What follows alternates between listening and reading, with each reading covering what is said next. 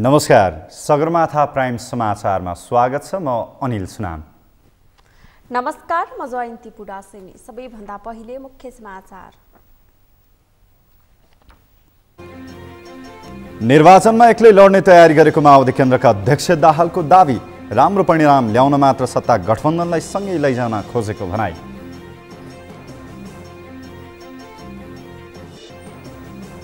आगामी निर्वाचनमा बहुमत ल्याउने एमाले अध्यक्ष ओलीको दाबी। मधेसले समृद्धि खोजेको भन्दै त्यो काम एमाले मात्र पूरा गर्न सक्ने भनाई।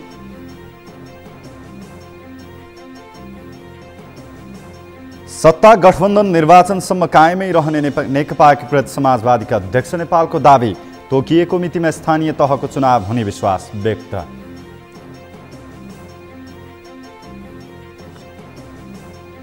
पानी दिवस नेपालमा पनि विविध कार्यक्रम गरी मनाइयो। जलस्रोत ऐनको मस्यौदालाई संसदमा पेश गर्ने सरकारको तयारी।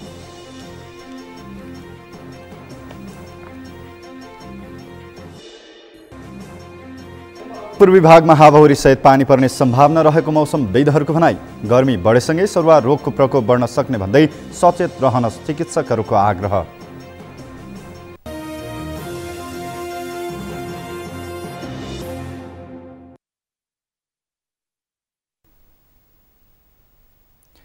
अब प्राइम समाचार विस्तारमा। नेकपा माओवादी केन्द्रका अध्यक्ष पुष्पकमल दाहालले मन्त्री परिषद हेरफेर हुने सम्भावना रहेको बताउनु भएको छ। अध्यक्ष दाहालले सत्तारूढ गठबन्धनभित्र औपचारिक रूपमा टुङ्गो नलागे पनि मन्त्री परिषद हेरफेर हुन सङ्केत गर्नुभएको हो। आज जनकपुर विमानस्थलमा स्थानीय सञ्चारकर्मीहरूले राखेका जिज्ञासाको जवाफ दिने क्रममा उहाँले प्रधानमन्त्री शेरबहादुर देउवासँग आफूले मन्त्री परिषद हेरफेर भए आफ्नो पार्टीलाई थप मन्त्रालय दिन माग गरेको र त्यसमा सहमत हुनुभएको दाबी समेत गर्नुभयो। अध्यक्ष दाहालले महन्त ठाकुर नेतृत्वको लोकतान्त्रिक समाजवादी पार्टीलाई सरकारमा ल्याउने विषयमा प्रधानमन्त्री देउवासँग छलफल भए पनि सत्तारूढ गठबन्धनमा सो विषयले प्रवेश नपाएको बताउनुभयो। प्रवेश भएर औपचारिक रूपले छलफल भएको छैन। प्रधानमन्त्रीजीसँग चाहिँ लोकसभाका नेताहरूको भेट भइरहेको कुरा प्रधानमन्त्रीजीले हामीलाई भन्नुभएको छ, तर गठबन्धनमा सामेल गर्ने या अरू विषयमा अहिलेसम्म कुनै औपचारिक कुराकानी, सरकारमा सहभागिताको पनि अहिलेसम्म गठबन्धनभित्र कुनै चर्चा परिचर्चा हामीले गरेका छैन। औपचारिक ढङ्गले टुङ्गिएको चाहिँ छैन। सम्भावना चाहिँ छ, केही मन्त्रालय हेरफेर हुने सम्भावना पनि छ। ठुलो त्याग चाहिँ माओवादी केन्द्रले गरेको छ गठबन्धनको निम्ति। हामीले जति पाउनुपर्ने मन्त्रालय त्यति हामीले हिजो प्रधानमन्त्रीको पार्टीको महाधिवेशनसम्म मलाई सहयोग गर्न पर्यो भनेर उहाँले असाध्यै बढी जोड गर्नुभएको। अध्यक्ष दाहालले स्थानीय तह निर्वाचनमा आफ्नो पार्टीले एक्लै चुनाव लड्ने तयारी गरेको दोहोर्याउनुभयो। तर राम्रो परिणाम ल्याउनका लागि भने सत्तारूढ गठबन्धनलाई पनि साथमा लिएर जाने विषयमा आफूहरूले ध्यान दिएको उहाँको भनाइ थियो। अध्यक्ष दाहाल मध्य प्रदेशको स्थानीय तह निर्वाचन केन्द्रित पार्टीको प्रशिक्षण कार्यक्रममा भाग लिन जनकपुर पुग्नु भएको हो। यसअघि माओवादी केन्द्रले भूगोलको 7 र गैर भूगोलको 2 गरेर 9वटा प्रदेशमा स्थानीय तह निर्वाचन केन्द्रित प्रशिक्षण कार्यक्रम सम्पन्न गरिसकेको छ।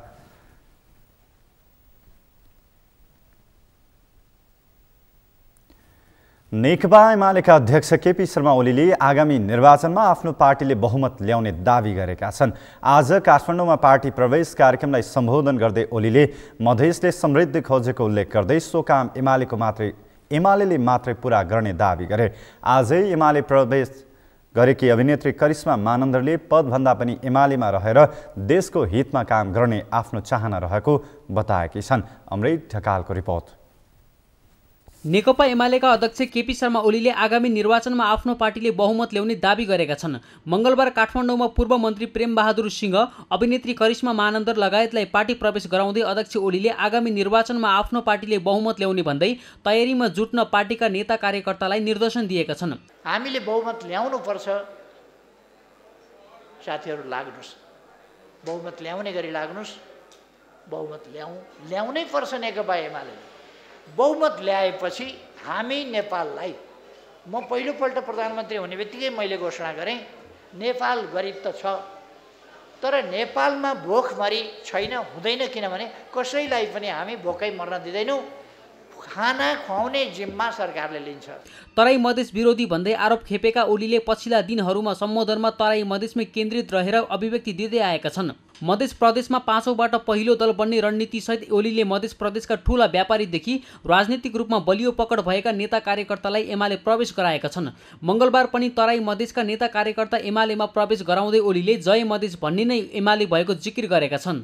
जय मधेस, जय पहाड, जय हिमाल, जय पूर्व, जय पश्चिम, जय सबै पेसा व्यवसायका जनता, सबैको जय होस् र समृद्ध नेपाल होस्, सुखी नेपाली होस्। सबैको निष्कर्ष के हो भने सबैको जय होस्, समृद्ध नेपाल होस्, सुखी नेपाली होस्। अध्यक्ष ओलीले एमाले किन प्रवेश गरिएछ भनेर पछुताउनु पर्ने अवस्था हुन नदिने प्रतिबद्धता समेत व्यक्त गरेका छन्। अध्यक्ष ओलीले एमालेमा प्रवेश गर्नेहरूको लहर नै चलेको उल्लेख गर्दै उनीहरूलाई आफ्नो पार्टीले देशको हितमा काम गरेमा सन्तुष्टि मिल्ने बताएका छन्। एमाले यस्तो हो, कहिले कहिले दुःख पाइन्छ।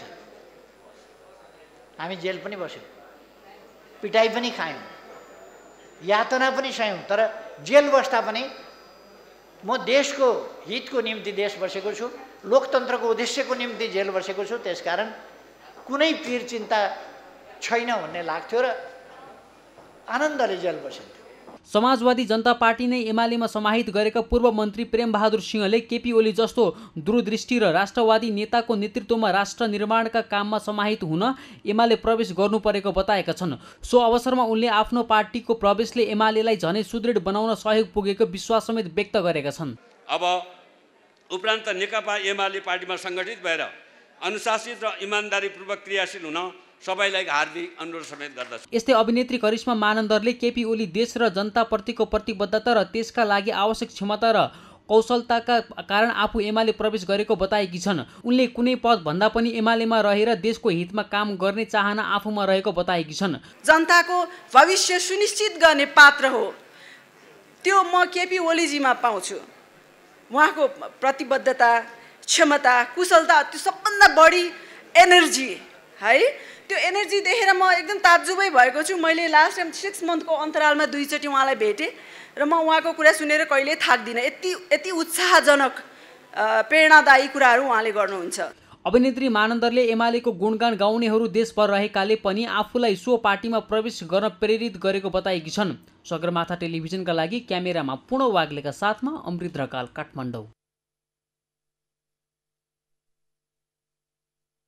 नेकपा एकीकृत समाजवादीका अध्यक्ष माधव कुमार नेपालले अहिलेको सत्ता गठबन्धन बीचको एकता स्थानीय तहको निर्वाचनसम्म कायमै रहने दावी गर्नुभएको छ। नेकपा एकीकृत समाजवादी नुवाकोटले आज बटारमा आयोजना गरेको जिल्ला स्तरीय कार्यकर्ता भेलालाई सम्बोधन गर्दै अध्यक्ष नेपालले तोकिएको मितिमा स्थानीय तहको चुनाव हुने र त्यसमा अहिले कायम रहेको सत्तारूढ गठबन्धन बीच चुनावी तालमेल कायम रहने विश्वास व्यक्त गर्नुभयो। उहाँले शक्तिको उचित मूल्याङ्कन गर्दै चुनावी गठबन्धन र तालमेलको क्रममा अरू पार्टीको सहारामा नभई आफ्नै शक्तिको सहारामा चुनावमा उठ्न अहिले पार्टी कमिटी निर्माणमा व्यस्त रहेको बताउनुभयो। अहिलेसम्म हाम्रो पार्टी चुनावी गठबन्धनमा जानको लागि तयार छ, तर चुनावी गठबन्धनको नाउँमा अरूको सहारामा होइन, आफ्नो सहारामा चुनावमा उठ्नका लागि, आफ्नो शक्तिमा चुनावमा उठ्नका लागि पार्टी कमिटी निर्माण गर्ने काममा जुटेका छौँ। अध्यक्ष नेपालले अमेरिकी अनुदानको कार्यक्रम एमसिसी संसदबाट अनुमोदन गर्नका लागि आफ्नो पार्टी सहितको सत्तारूढ वाम पार्टीले जस्ताको त्यस्तै पास हुनबाट रोक्न सफल भएको बताउनुभयो।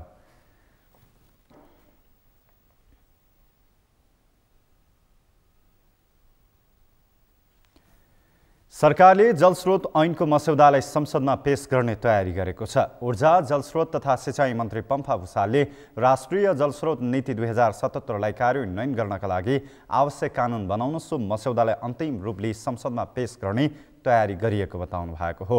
अब छिट्टै सो मस्यौदालाई क्याबिनेटमा पेश गरी संसदमा दर्ता गर्ने मन्त्री भुसालको योजना छ।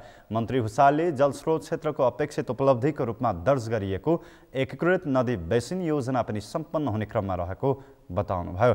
विश्व पानी दिवसको अवसर पारेर मङ्गलबार काठमाडौँमा आयोजित एक कार्यक्रममा बोल्दै उहाँले सरकार जल संरक्षण र सम्वर्धनमा पर्याप्त सचेत रहेको पनि बताउनुभयो। भूमिगत जलस्रोतको संरक्षण हुने गरी तय गरिएको नीति र कार्यक्रमको कार्यान्वयन गर्ने जोड दिनुपर्ने आवश्यकता उलाउँदै उहाँले त्यसका लागि आम नागरिकहरूको सचेतनामा समेत ख्याल पुर्याउनु पर्ने बताउनुभयो। नीति 2077 जारी भइसकेको छ भने यस नीतिलाई कानुनमा रूपान्तरण गरी कार्यान्वयन गर्न जलस्रोत ऐनको मसौदा समेत तयार भइसकेको अवस्था छ। अब हामी अन्तिममा छौँ, विरत छलफल गरेछौँ र अब अन्तिम ड्राफ्ट र एकदम अन्तिम राय सुझाव लिएपछि चाहिँ हामी त्यसलाई क्याबिनेट हुँदै उसमा संसदमा दर्ता गर्नेछौँ। यसको साथै जल तथा ऊर्जा आयोगबाट एकीकृत नदी बेसिन योजना समेत सम्पन्न हुने क्रममा रहेको छ। मन्त्री भुसालले पिउन पानीका लागि सङ्घर्ष गर्नुपर्ने अवस्था आउने भन्दै सचेत रहनुपर्ने पनि बताउनुभयो।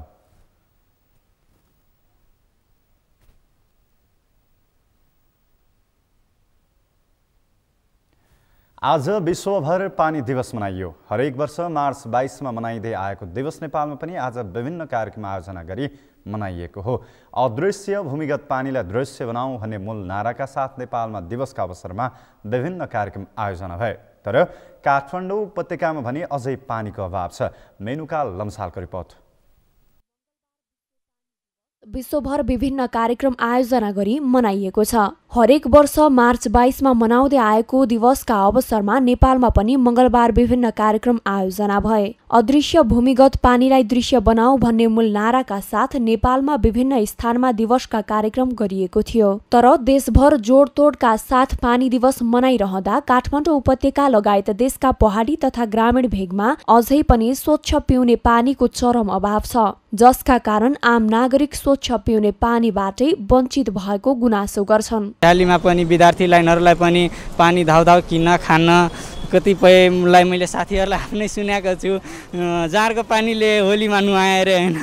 अब त्यस्तो अवस्थामा त कमसेकम मान्छेलाई कमसेकम नुहाउनलाई मतलब खानासाना पकाउन यताउतिको लागि पनि त पानीको प्रबन्ध गरिदिनु पर्यो। शुद्ध पानी पठाएको भए राम्रो हुन्थ्यो। हामीलाई त गरिब मान्छे पानी किन्दा टेन्सन भइरहेछ। अब नपुग्ने गरी नेपाल सरकारले अलि सोच दिनुपर्ने थियो।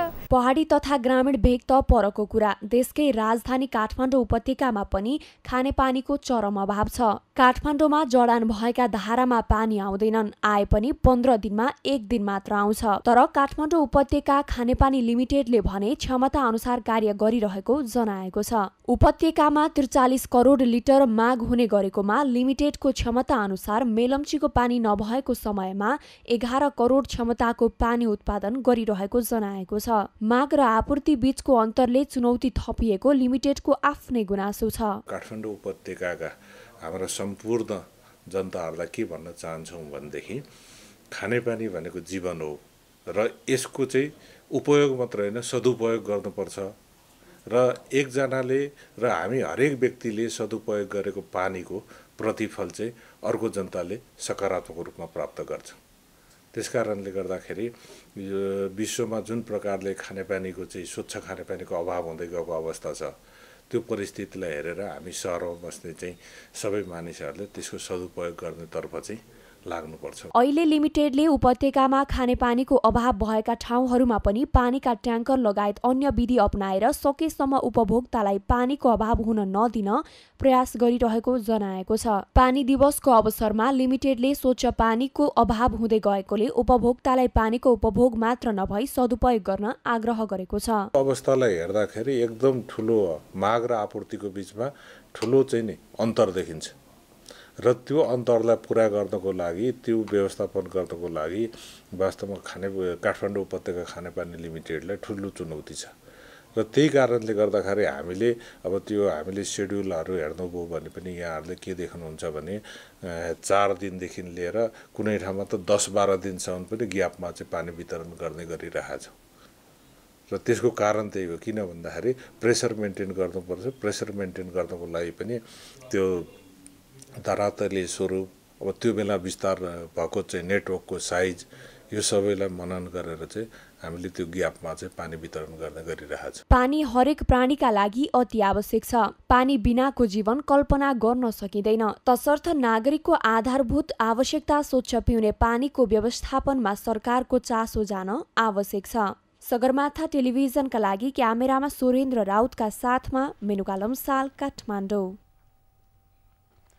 स्वच्छ र सफा पानी पिउन पाउनु नागरिकको नैसर्गिक अधिकार हो, तर अझ धेरै मानिसहरू शुद्ध पानी पिउनबाट वञ्चित छन्। यसै सन्दर्भमा हामीले सगरमाथा जनबोलीमा सर्वसाधारणलाई सोधेका थियौं, जनतालाई स्वच्छ पानी उपलब्ध गराउन सरकारको भूमिका कस्तो हुनुपर्छ? हेरौं उनीहरूको भनाई उनीहरूकै शैलीमा।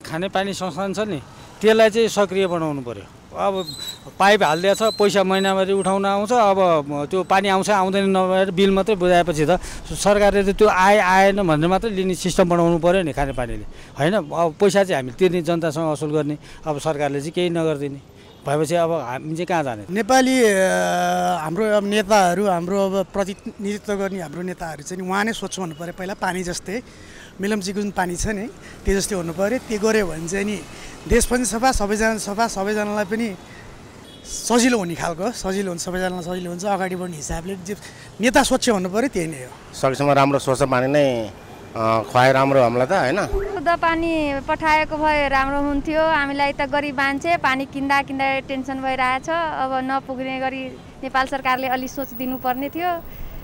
पानी शुद्ध गरेर अलि पठाइदिनु पर्थ्यो। प्रदूषित पानी पाइरहेको छ, जसमा नेपाल सरकारले मतलब धेरै खर्चहरू पनि गरेर छ, त्यसमा राम्रो खर्च गरेको छैन। फ्युचर प्लानिङ गरेर राम्रो देखेर गर्ने जस्तो गरेको छैन के। नुहाउनलाई मतलब खानासाना पकाउन यताउतिको लागि पनि त पानीको प्रबन्ध गरिदिनु पर्यो। जसले हाम्रो धेरै नदीहरू छ, जसले कर्णाली सबै पोल्युसनहरूले गर्दाखेरि कर्णाली नदी सबैले ठुला घरहरू बनाउँछ, नदीमा फोहोर जति हालिदिन्छ के। अनि त्यस कारणले पनि पानी प्रोसिजर तिनीहरूलाई मतलब जोगाउनु पर्यो। सक्दो जति पानी आइरहेछ भ्यालीभित्र खोला नालाबाट सबैलाई बचाउनु पर्यो, जोगाउनु पर्यो। स्वच्छ पानी पिउनुको लागि हामी अब मुहानहरू अब धारा पँध्यारहरू सरसफाइ गर्नु पर्यो, होइन? र अनि हामीले अब धारा कुवा बनाएर जेस अब जनतामा ल्याएर धारा खसालिदिनु पर्यो, अनि उनीहरूले स्वच्छ पानी पिउनु।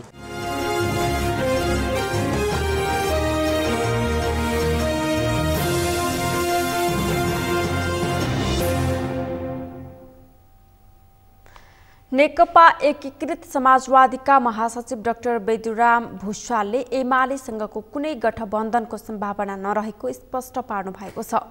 आज धनगढीमा समाजवादी प्रेस संगठनले आयोजना गरेको पत्रकार सम्मेलनमा बोल्दै महासचिव भुषालले यस्तो बताउनु भएको हो। एमाले सरकारमा हुँदा केपी शर्मा ओलीले संविधानलाई कुल्चिएर संसद विघटन गरी नेपाली जनतालाई अँध्यारोमा धकेलेको तानाशाही शासन, संविधान विपरीत काम गरी इतिहास कायम गरेको पार्टीसँग आफ्नो पार्टीले सहकारी नगर्ने उहाँले बताउनुभयो।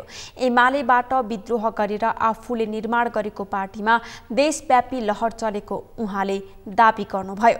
एमालेसँग राप्रपा नेपालका अध्यक्ष कमल थापा बाहेक अन्य कुनै दलको सहकारी हुन नसक्ने उहाँले दाबी गर्नुभयो।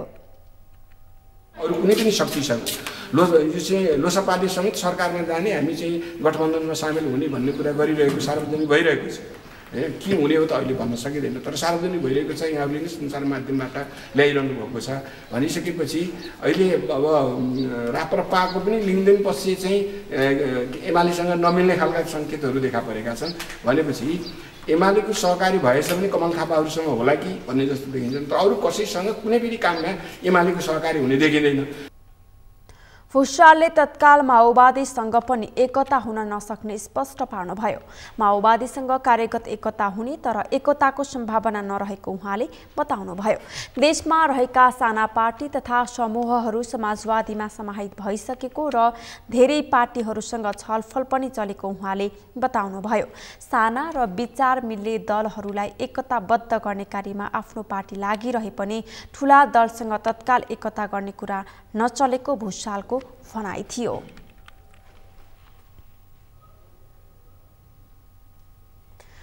लोकतान्त्रिक समाजवादी पार्टी नेपालका अध्यक्ष महन्त ठाकुरले सरकारमा सहभागिता हुने बारे छलफल भइरहेको बताउनु भएको छ। अध्यक्ष ठाकुरले प्रधानमन्त्री शेरबहादुर देउवाले सरकारमा सहभागिताका लागि आग्रह गरेको र सोही विषयमा छलफल भइरहेको बताउनु भएको हो। आज जनकपुरमा आयोजित पार्टीको मधेस प्रदेश स्तरीय प्रशिक्षण कार्यक्रममा उहाँले सरकारमा सहभागिताका लागि आफूहरूले नागरिकता समस्याको समाधान र मधेस आन्दोलनका क्रममा आफ्ना पार्टीका नेता कार्यकर्तामाथि लगाइएको मुद्दा फिर्ता लिनुपर्ने विषयलाई प्राथमिकतामा राखिएको पनि स्पष्ट पार्नुभयो। अध्यक्ष ठाकुरले संसदको आगामी अधिवेशनमा नागरिकता सम्बन्धी विधेयक प्रस्तुत गर्ने कुरा प्रधानमन्त्री देउवासँग भएको जानकारी समेत दिनुभयो। उहाँले सरकारले आफूहरूको मागलाई ठोस रूपमा सम्बोधन गर्ने गरी पहल गरेको अवस्थामा मात्रै सरकारमा सहभागी हुने बताउनुभयो।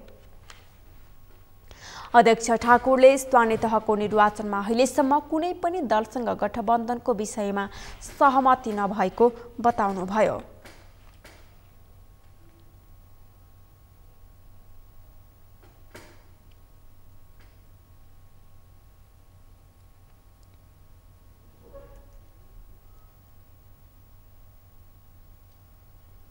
सगरमाथा समाचारमा एकैछिन विश्रामपछि नेपालको पूर्वी भागमा हावाहुरी सहित पानी पर्ने सम्भावना रहेको मौसमविदहरूको भनाई। गर्मी बढेसँगै सरुवा रोगको प्रकोप बढ्न सक्ने भन्दै सचेत रहन चिकित्सकहरूको आग्रह। युक्रेनी सेनासँग कीव नजिकैको सीमामा रुसी सेनाको संघर्ष जारी। युक्रेनको राजधानीतर्फ अघि बढ्यो रुसी सेना।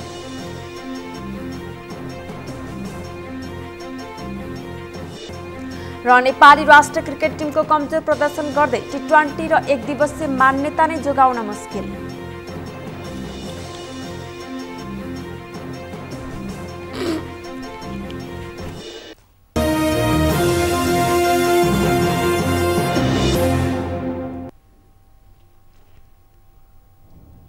विश्रामपछि पुनः स्वागत छ। अब बाँकी समाचार।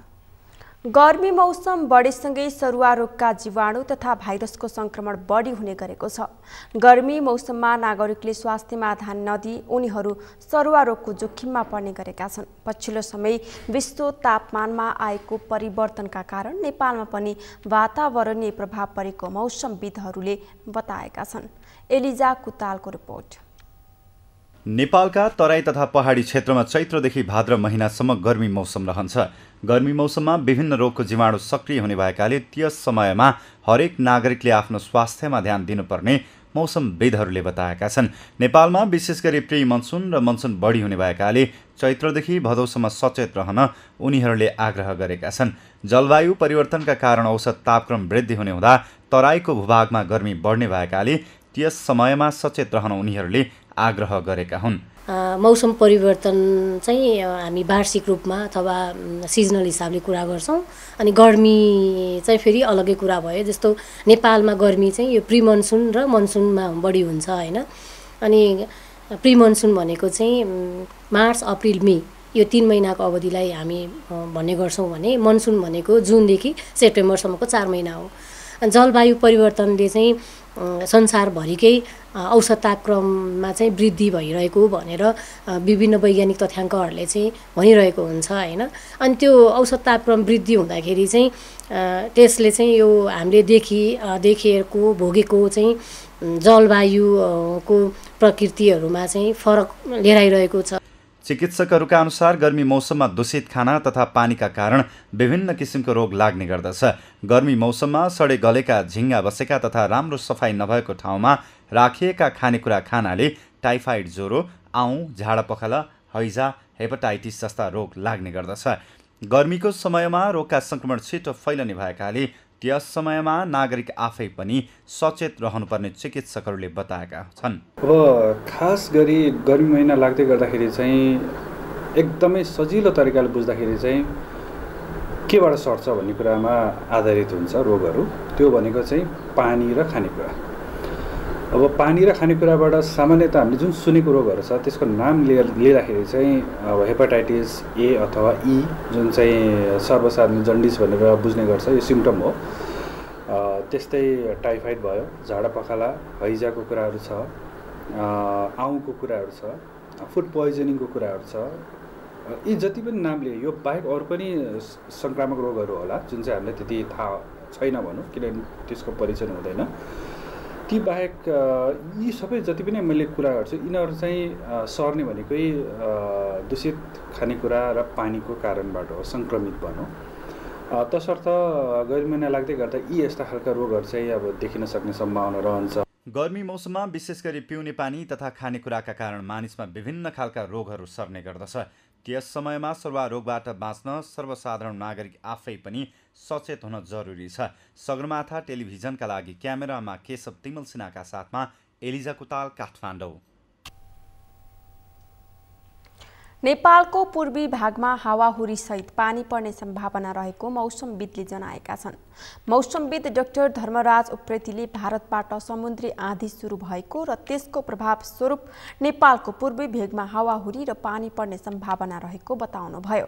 मौसमविद उप्रेतीले 60 देखि 70 किलोमिटर प्रति घण्टाको वेगमा चलिरहेको हावाले बंगालको खाडी र म्यानमारमा हाल ठूलो पानी परिरहेको र 2-3 दिन अझै यसको वेग बढ्ने बताउनुभयो। यस आँधीको असर नेपालको पूर्वी भाग र उच्च हिमाली क्षेत्रमा पनि देखिने उहाँले उल्लेख गर्नुभयो।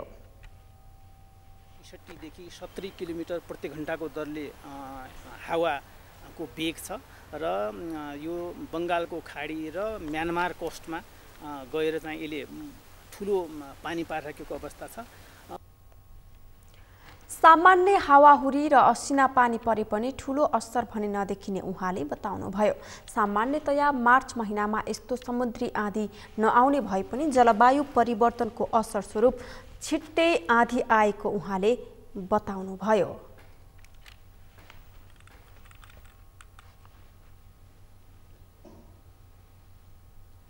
पछिल्लो 24 घण्टामा नेपालमा 44 जनामा कोरोना भाइरसको संक्रमण पुष्टि भएको छ। स्वास्थ्य तथा जनसङ्ख्या मन्त्रालयका अनुसार 4495 पीसीआर परीक्षणमा 35 जना र 2079 एन्टिजेन परीक्षणमा 9 जना गरी 44 जनामा संक्रमण पुष्टि भएको हो। सोही अवधिमा कोरोनाबाट 481 जना निको भएका छन्। यो सँगै नेपालमा हालसम्म 9,63,592 जना कोरोना संक्रमण मुक्त भएका छन्। हाल देशभर 2688 जना सक्रिय संक्रमित रहेको मन्त्रालयले जनाएको छ, जसमध्ये 2637 जना होम आइसोलेसनमा रहेका छन् भने 51 जना संस्थागत आइसोलेसनमा रहेका छन्। कोरोनाका बिरामी मध्ये 23 जना आइसियु र 2 जना भेन्टिलेटरमा उपचाररत छन्। आज थपिएका सँगै नेपालमा कोरोना संक्रमितको कुल संख्या 11,18,323 पुगेको छ। यो सँगै नेपालमा मृत्यु हुनेको संख्या 11,951 पुगेको छ। यस्तै 10 वर्ष मुनिका 3 जना बालबालिकामा कोरोना संक्रमण देखिएको छ भने 11 देखि 20 वर्ष उमेर समूहका 1 जना कोरोना संक्रमित थपिएका छन्।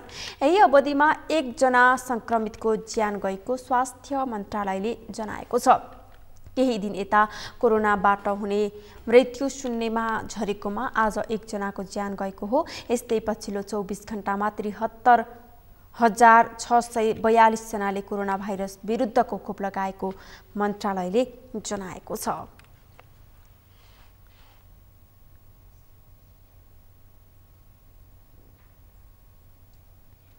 चीनका विदेश मन्त्री वाङ यी आउँदो शुक्रबार नेपाल भ्रमणमा आउने भएका छन्।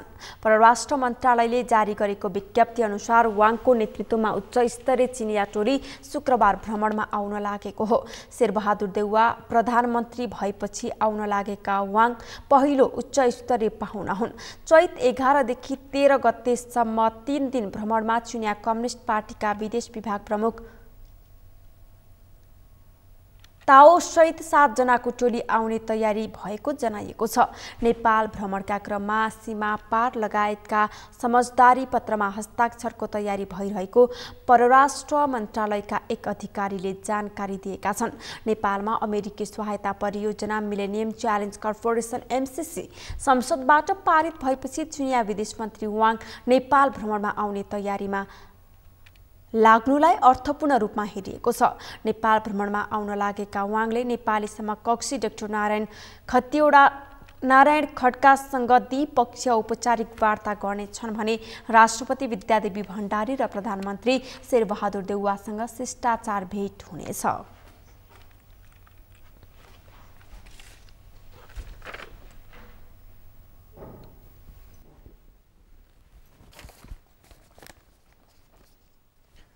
नेपाल पर्यटन बोर्डका प्रमुख कार्यकारी अधिकृत डाक्टर धनञ्जय रेग्मीले कोरोना महामारीपछि पर्यटन प्रवर्धन गर्नका लागि देशका 7वटा प्रदेशबाट भारतीय पर्यटन भित्राउनका लागि आन्तरिक टुरिज्म मार्च सुरु गरिएको बताउनु भएको छ।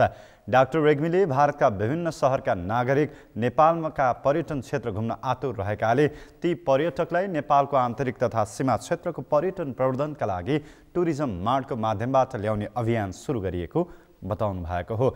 कोरोना महामारीपछि भारतीय पर्यटक घुम्नका लागि उपयुक्त गन्तव्य खोजिरहेकाले त्यो गन्तव्य समयमै नै नेपाल बनाउनु पर्ने आवश्यक रहेको डाक्टर रेग्मीले बताउनुभयो। उहाँले बोर्डले भारतका विभिन्न शहरका टुर अपरेटरहरूसँग सहकार्य गरेर टुर अपरेटरको माध्यमबाट नेपालमा भारतीय पर्यटक बढाउने योजना बनाएको समेत बताउनुभयो। हाई उसको चाहिँ त खोजिया नै हुँदैन नि त। हाम्रो कल्चर देखाउनुपर्छ। हाम्रो होमस्टेहरू यत्रो धेरै होमस्टे खोलिया छ, तिनलाई बेच्न सक्नुपर्छ। तर प्याकेज बनाउँदाखेरि नै के हो त, प्याकेज अनुसारको व्यक्तिको आयको अनुसारले उनीहरूले प्याकेज दिन्छ नि त। नेपालमा हामीसँग 5 स्टारदेखि सिम्पल सामान्य होटलसम्म पनि छ, तर सबै त प्याकै हुन्छ नि त। कारण के हो भने आर्थिक अवस्था फरक फरक हुन्छ र अझ राम्रो के हो भने हाम्रा यदि सस्ता होटलहरू छन् भने त्यही आर्थिक अवस्था भएकालाई नि कभर गर्न सक्छौँ र नयाँ 5 स्टार 4 स्टार खोलेका छन् तिनले त उच्च उसलाई पनि गर्न सक्थ्यो र सबै खालका पर्यटकहरू लिएर आउँदाखेरि यहाँ हुने त व्यवसाय नै हो, बढ्ने नै हो। त्यही भएर यो सबैको बेनिफिट छ। अहिलेसम्म हामीले इन्डियनलाई अलि नेग्लेक्ट गरे हो, तर नेग्लेक्ट गर्दा गर्दै नआऊ भन्दा भन्दै पुलिसले दुःख दिँदा दिँदै बोर्डरमा गाडीलाई चेक गर्दाखेरि तपाईँको होइन एउटै गाडीलाई 10 पटक रोकेर चेक गर्दाखेरि पनि यति आएका हुन् र यी जति 5 स्टार 4 स्टार प्रोपर्टी आज बोर्डरमा खुल्या छ यो व्यापार नभई खुल्या होइन। त्यहाँ बस्ने बसोबास गर्ने व्यवसायीहरूले यो चल्छ भन्ने जुन कन्फिडेन्स उहाँले प्राप्त गर्नुभएको छ त्यो इन्डियनहरूको नेपालमा घुम्ने इच्छा अथवा यहाँ पाइने फेसिलिटीहरूलाई हेरेर नै हो। त्यही भएर डाक्टर रेग्मीले सरकारले पर्यटन प्रवर्धन गर्नको लागि नयाँ तरिकाबाट नेपालमा भएका सबै गन्तव्यको प्रचार गरेर त्यही अनुसारको प्याकेज बेच्न सक्नुपर्ने बताउनुभयो। उहाँले पछिल्लो समय नेपालको हवाई उडानमा पनि काठमाडौँ केन्द्रित हुन नपरेकाले पर्यटकको लागि राम्रो भएको बताउनुभयो।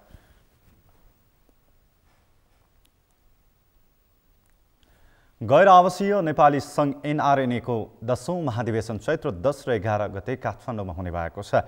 आज गैर आवासीय नेपाली सङ्घले काठमाडौँमा पत्रकार सम्मेलन गर्दै विधानसम्म 10औं महाधिवेशन गर्ने जानकारी दिएको हो। एक रिपोर्ट। का अध्यक्ष कुमार पन्तले गैर आवासीय एक र एकताबद्ध रहने दावी गरे। उनले NRNA नेपालको सामाजिक तथा आर्थिक समृद्धिको निम्ति प्रभावकारी भूमिका खेल्ने बताए। अध्यक्ष पन्तले अधिवेशनबाट 3 जना अध्यक्षका उम्मेद्वारहरूले मिलेर संस्थालाई अघि बढाउने सहमति भएको पनि जानकारी दिए। अध्यक्षको उम्मेदवारी घोषणा गरेका 3 जना साथीहरू यही हुनुहुन्छ। अबको नेतृत्व उहाँहरू हो र उहाँहरू 3 जना पनि हामी एकताबद्ध भएर बस्छौँ, एक भएर बस्छौँ र गैर आवासीय नेपाली सङ्घलाई हामी मिलेर काम गर्छौँ, एकताबद्ध बनाउँछौँ भनेर प्रतिबद्ध भएर मसँग यहाँ मञ्चमै आउनु भएको छ। त्यसैले म दावाका साथ भन्न सक्छु अब गैर आवासीय नेपाली सङ्घ एकताबद्ध रहन्छ, एक रहन्छ र यसले नेपालको सामाजिक तथा आर्थिक समृद्धिको निम्ति झनै प्रभावकारी र महत्त्वपूर्ण भूमिका गैर आवासीय नेपाली सङ्घले खेल्दै जान्छ। त्यस्तै अध्यक्षका उम्मेद्वार डाक्टर बद्री केसीले अहिलेको अवस्थामा संस्थामा बृहत आम सहमति गर्न बाहेक अन्य कुनै विकल्प नभएको बताए। उनले हरेकले आफ्नो व्यक्तिगत स्वार्थभन्दा संस्थाको स्वार्थलाई माथि राखेर अघि बढ्न आवश्यक रहेको भन्दै 3 जना अध्यक्षका प्रत्याशीहरू मिलेर संस्थालाई अघि बढाउने बताए। अहिलेको अवस्थामा संस्थामा बृहत आम सहमति गर्नु बाहेक अन्य कुनै पनि उपाय छैन। हरेक व्यक्तिले आफ्नो व्यक्तिगत स्वार्थभन्दा संस्थाको स्वार्थलाई माथि राखेर अगाडि जानुपर्छ भन्नेमा हामी सबै सहमत भएका छौँ। यो विषम परिस्थितिमा अब बाँकी 1.5 वर्षको समय हामीले सबैले एकै स्थानमा तलमाथि हुँदै गर्दा कतिपय साथीहरू कसको पक्षमा बोल्नुभयो होला, कतिपयले कसैलाई सपोर्ट गर्नुभयो होला। एउटा उम्मेदवारको हैसियतले म आफू कुलाचार्य पनि अगाडि बढ्दै गर्दा धेरै माया गर्ने साथीहरू अग्रजहरूलाई यो निर्णयले कसैलाई ठोस पुर्याएको पनि हुनसक्छ। यसको लागि म यही मञ्चबाट क्षमा पनि माग्न चाहन्छु। यो अभियानलाई बचाउन हामी चाहन्छौँ। त्यस्तै अध्यक्ष पदकी प्रत्याशी रविना थापाले संस्थामा भएका विवादहरूलाई समाधान गरेर सहमतिमा संस्थालाई अघि बढाउने बताए। उनले अहिलेको एनआरएनए को अवस्थालाई सहमति सहकार्य बेगर यसलाई अघि लैजान गाह्रो भएको पनि बताए।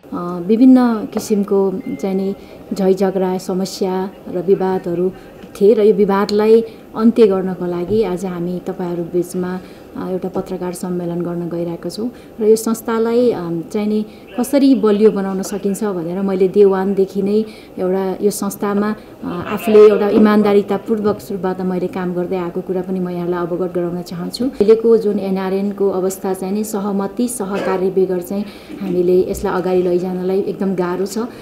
एनआरएनएले गैर आवासीय नेपाली संघलाई स्वतन्त्र स्वायत्त गैर राजनैतिक सामाजिक तथा परोपकारी संस्थाको रूपमा अक्षुण्ण राख्दै थप प्रभावकारी बनाउन पनि राजनीतिक दल र सम्बन्ध पक्षसँग आग्रह गरेको छ। यो महाधिवेशनपछि सहमति प्रणालीबाट नेतृत्व गर्ने निर्णय भएको पनि अध्यक्षकी प्रत्याशी थापाले बताए।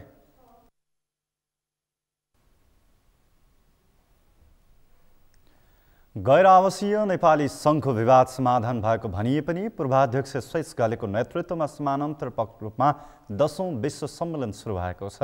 गत अक्टोबर 2021 मा हुनुपर्ने 10औं महाधिवेशन विवाद बढ्दै गएपछि संस्थापन समूह र इतर समूह दुवैले अलग अलग महाधिवेशनको कार्यतालिका सार्वजनिक गरेका छन्।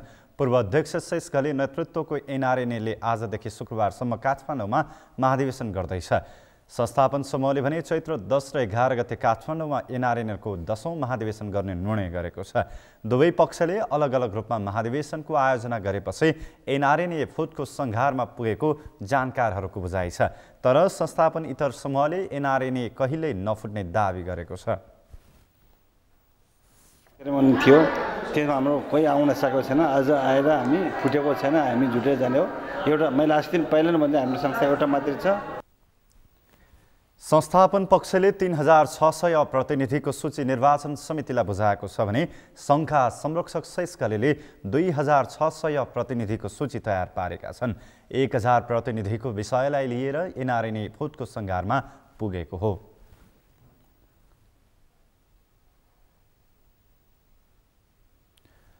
प्राइम समाचारमा पालो भएको छ विश्रामको। विश्रामपछि युक्रेनी सेनासँग किभ नजिकैको सीमामा रुसी सेनाको सङ्घर्ष जारी। युक्रेनको राजधानीतर्फ अघि बढ्यो रुसी सेना।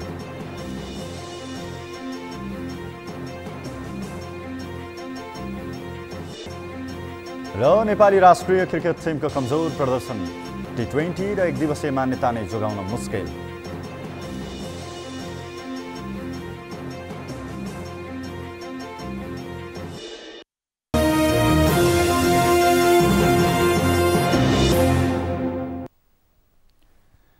प्राइम समाचारमा अब अर्थ समाचार।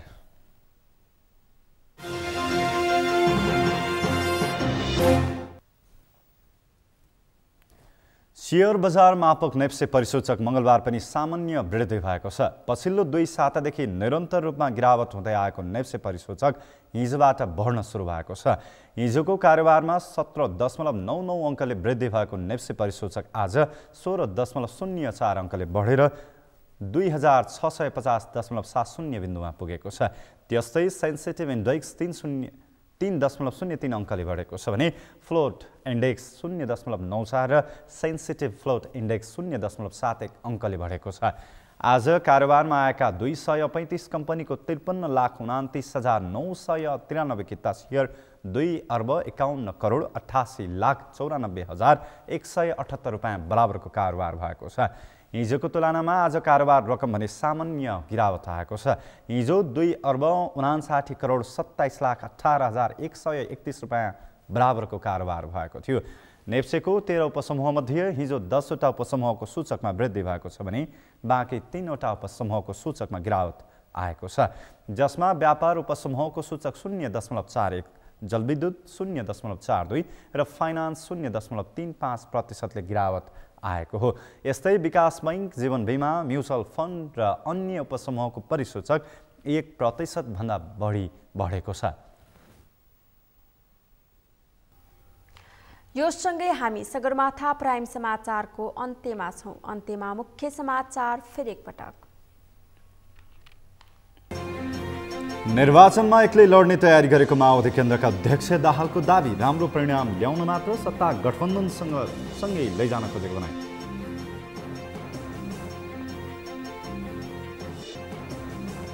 आगामी निर्वाचनमा बहुमत ल्याउने एमाले अध्यक्ष ओलीको दाबी। मधेसले समृद्धि खोजेको भन्दै त्यो काम एमाले मात्र पूरा गर्न सक्ने भनाई।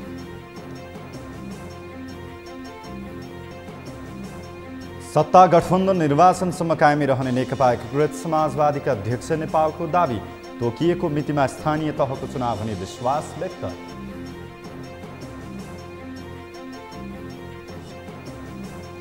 पानी दिवस नेपालमा पनि विविध कार्यक्रम गरी मनाइयो। जलस्रोत ऐनको मस्यौदालाई संसदमा पेश गर्ने सरकारको तयारी।